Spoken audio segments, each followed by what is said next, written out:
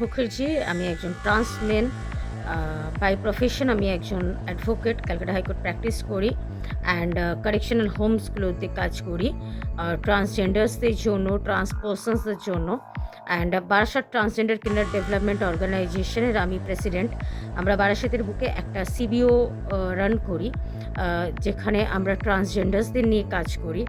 আমি ২৮শে জুন আসছি অ্যান্ড আমরা ট্রান্সজেন্ডার অ্যাক্টস নিয়ে কিছু কথা বলবো, যেখানে আমরা অনেক কিছু জানতে পারবো। ট্রান্সজেন্ডার অ্যাক্টসটা কী, তার ভেতরে কী কী আছে, আদৌ ট্রান্সজেন্ডার অ্যাক্টটা কতটা কার্যকরী অ্যান্ড সেটা কতটা আমাদের জন্য হেল্পফুল, আমরা এই নিয়ে ডিসকাস করবো ২৮শে জুন ২০২৫।